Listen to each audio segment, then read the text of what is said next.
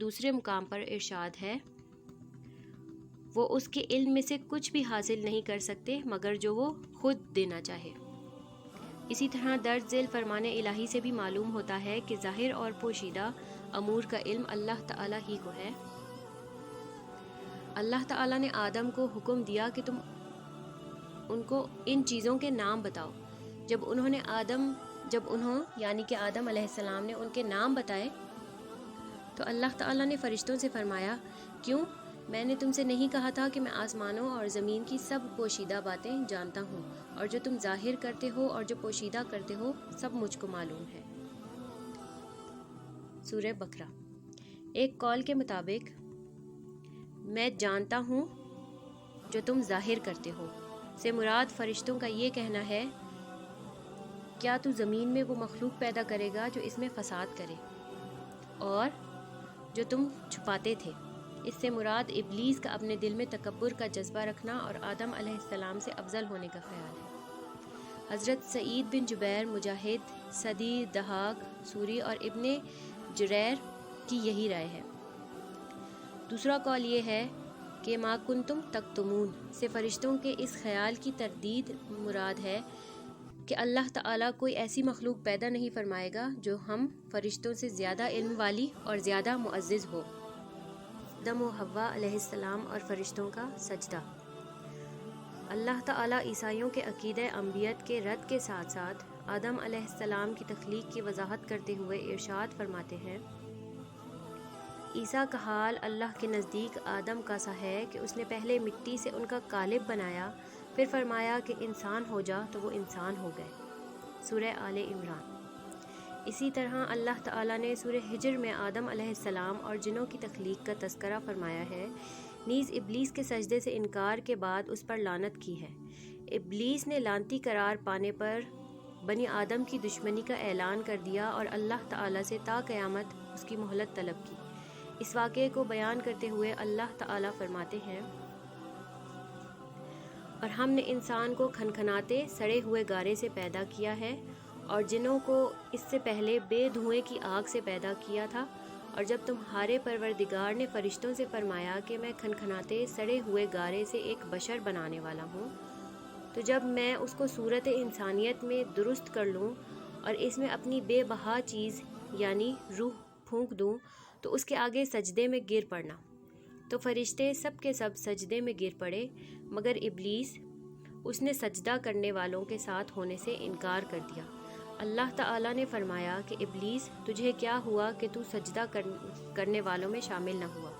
اس نے کہا، میں ایسا نہیں ہوں کہ انسان کو جسے تو نے کھنکھناتے سڑے ہوئے گارے سے بنایا ہے سجدہ کروں۔ اللہ تعالیٰ نے فرمایا، یہاں سے نکل جا، تو مردود ہے اور تجھ پر قیامت کے دن تک لعنت برسے گی۔ اس نے کہا کہ پروردگار، مجھے اس دن تک مہلت دے جب لوگ مرنے کے بعد زندہ کیے جائیں گے۔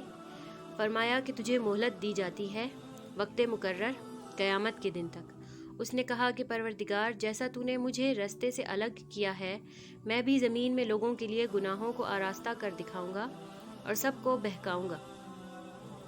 ہاں، ان میں سے جو تیرے مخلص بندے ہیں ان پر قابو پانا مشکل ہے۔ اللہ تعالیٰ نے فرمایا کہ مجھ تک پہنچنے کا یہی سیدھا راستہ ہے۔ جو میرے مخلص بندے ہیں ان پر تجھے کچھ قدرت حاصل نہیں کہ ان کو گناہ میں ڈال سکے۔ ہاں، گمراہوں میں سے جو تیرے پیچھے چل پڑے، اور ان سب کے وعدے کی جگہ جہنم ہے، اس کے 7 دروازے ہیں، ہر ایک دروازے کے لیے ان میں سے جماعتیں تقسیم کر دی گئی ہیں۔ سورہ ہجر۔ مزید ارشاد باری تعالیٰ ہے، جب تمہارے پروردگار نے فرشتوں سے کہا کہ میں مٹی سے انسان بنانے والا ہوں، جب اس کو درست کر لوں اور اس میں اپنی روح پھونک دوں تو اس کے آگے سجدے میں گر پڑنا، تو تمام فرشتوں نے سجدہ کیا مگر شیطان اکڑ بیٹھا اور کافروں میں ہو گیا۔ اللہ تعالیٰ نے فرمایا کہ اے ابلیس، جس شخص کو میں نے اپنے ہاتھوں سے بنایا اس کے آگے سجدہ کرنے سے تجھے کس چیز نے منع کیا؟ کیا تو غرور میں آ گیا یا اونچے درجے والوں میں تھا؟ بولا کہ میں اس سے بہتر ہوں۔ تو نے مجھے آگ سے پیدا کیا اور اسے مٹی سے بنایا۔ تخلیق آدم علیہ السلام احادیث کی روشنی میں۔ حضرت ابو موسیٰ اشعری رضی اللہ تعالی عنہ سے روایت ہے کہ نبی کریم صلی اللہ علیہ وآلہ وسلم نے فرمایا، اللہ تعالی نے آدم علیہ السلام کو تمام زمین سے جمع کی گئی مٹھی بھر خاک سے پیدا فرمایا۔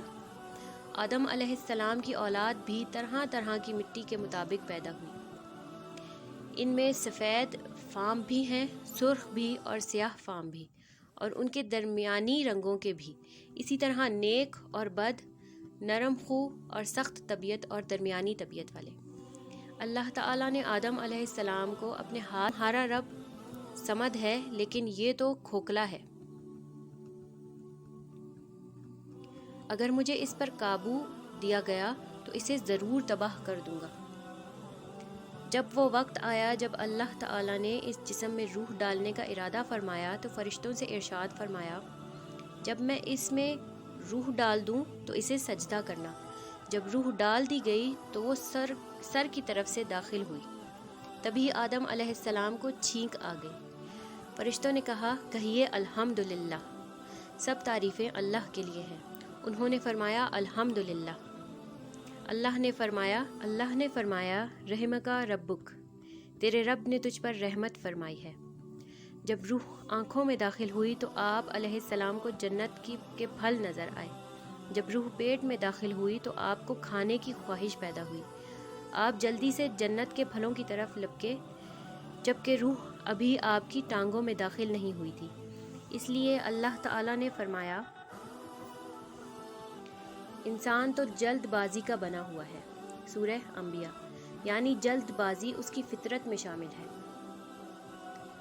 حضرت انس رضی اللہ تعالی عنہ سے روایت ہے کہ نبی صلی اللہ علیہ وآلہ وسلم نے فرمایا، جب اللہ تعالی نے آدم علیہ السلام کو پیدا فرمایا تو جب تک چاہا انہیں بلا روح جسم کی حالت میں پڑا رہنے دیا۔ ابلیس آپ کے ارد گرد چکر لگاتا تھا۔ جب اس نے دیکھا کہ یہ جسم کھوکھلا ہے تو اسے معلوم ہو گیا کہ یہ ایسی مخلوق ہے جو اپنے آپ پر قابو نہ رکھ سکے گی۔ حضرت انس بن مالک رضی اللہ تعالی عنہ سے روایت ہے کہ رسول اللہ صلی اللہ علیہ وآلہ وسلم نے فرمایا، جب آدم علیہ السلام میں روح ڈالی گئی اور روح سر تک پہنچی تو آپ کو چھینک آ گئی۔ آپ نے فرمایا، الحمدللہ، الحمدللہ رب العالمین، تمام تعریفیں اللہ رب العالمین کے لیے ہیں۔ تو اللہ تعالیٰ نے فرمایا، اللہ تجھ پر رحمت فرمائے گا۔ حضرت ابو ہریرہ رضی اللہ تعالی عنہ سے روایت ہے کہ نبی صلی اللہ علیہ وآلہ وسلم نے فرمایا، اللہ تعالیٰ نے آدم علیہ السلام کو پیدا کیا تو ان کا قد 60 ہاتھ تھا۔ پھر فرمایا، جا کر ان فرشتوں کی جماعت کو سلام کہیے اور سنیے کہ وہ کیا جواب دیتے ہیں۔ تیرا اور تیری اولاد کا یہی سلام کا طریقہ ہوگا۔ آپ علیہ السلام نے کہا، السلام علیکم۔ فرشتوں نے کہا، السلام علیکہ ورحمۃ اللہ، یعنی جواب میں رحمت اللہ کا اضافہ ہو گیا۔ جنت میں جو بھی داخل ہوگا وہ آدم علیہ السلام کی صورت پر، یعنی 60 ہاتھ قد کا ہوگا۔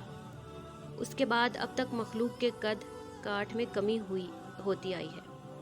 حضرت ابو ہریرہ رضی اللہ تعالی عنہ سے مروی ہے کہ رسول اللہ صلی اللہ علیہ وآلہ وسلم نے فرمایا، بہترین دن جس میں سورج طلوع ہوتا ہے وہ جمعے کا دن ہے۔ اس دن آدم علیہ السلام کو پیدا کیا گیا، اس دن انہیں جنت میں داخل کیا گیا، اس دن انہیں اس سے نکالا گیا اور اسی دن قیامت قائم ہوگی۔ حضرت ابو ہریرہ رضی اللہ تعالی عنہ بیان کرتے ہیں کہ آدم علیہ السلام جمعے کے دن آخری گھڑی میں پیدا کیے گئے۔ آدم علیہ السلام کی عزت و تکریم۔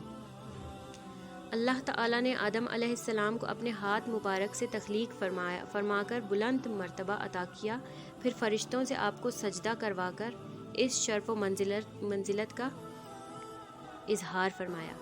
ارشاد باری تعالیٰ ہے، اور جب ہم نے فرشتوں کو حکم دیا کہ آدم کے آگے سجدہ کرو تو وہ سب سجدے میں گر پڑے مگر شیطان نے انکار کیا اور غرور میں آ کر کافر بن گیا۔ سورہ بقرہ۔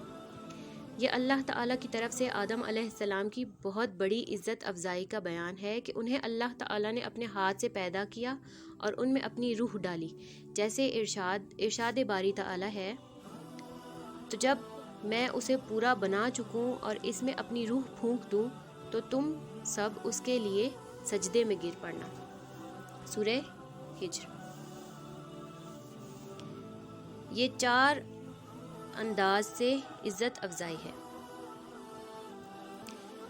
اپنے وسعت مبارک سے پیدا کرنا، اپنی روح ڈالنا، فرشتوں کو حکم دینا کہ انہیں سجدہ کریں اور چیزوں کے ناموں کی تعلیم دینا۔ یہی وجہ ہے کہ جب حضرت آدم علیہ السلام اور حضرت موسیٰ علیہ السلام نے ملائے اعلیٰ میں ایک دوسرے سے ملاقات کی اور آپس میں بات چیت کی تو موسیٰ علیہ السلام نے فرمایا تھا، آپ آدم ہیں جنہیں اللہ نے اپنے ہاتھ سے پیدا کیا اور آپ کے اندر اپنی روح ڈالی، آپ کو اپنے فرشتوں سے سجدہ کروایا اور آپ کو ہر چیز کے نام سکھائے۔ قیامت کے دن میدان محشر میں موجود لوگ بھی آدم علیہ السلام سے بات کرتے ہوئے ان کی یہی صفات بیان کریں گے، جیسے کہ پہلے دن بیان ہوا اور آئندہ بھی بیان ہوگا۔ سجدہ کرنے والے فرشتوں کا بیان۔ آدم علیہ السلام کو سجدہ کرنے کا حکم کن فرشتوں کے لیے تھا؟ اس بارے میں علماء کی 2 آراء ہیں۔ نمبر 1، اکثر مفسرین کہتے ہیں کہ یہ حکم تمام فرشتوں کے لیے تھا۔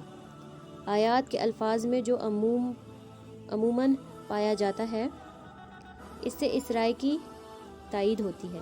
نمبر 2، بعض علماء کا کہنا ہے کہ اس سے مراد صرف زمین کے فرشتے ہیں، لیکن آیات کے سیاق و سباق سے پہلے قول کی تائید ہوتی ہے اور اس حدیث میں بھی عموم ہے۔ اللہ نے آپ کو اپنے فرشتوں سے سجدہ کروایا۔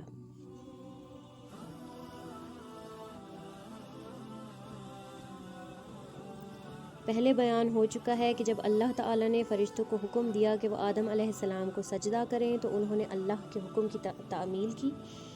ابلیس نے حسد کی وجہ سے آپ سے دشمنی رکھتے ہوئے آپ کو سجدہ کرنے سے انکار کر دیا، چنانچہ اللہ تعالیٰ نے اسے اپنے دربار سے نکال دیا اور اس پر لعنت ڈال کر مردود شیطان بنا کر زمین پر اتار دیا۔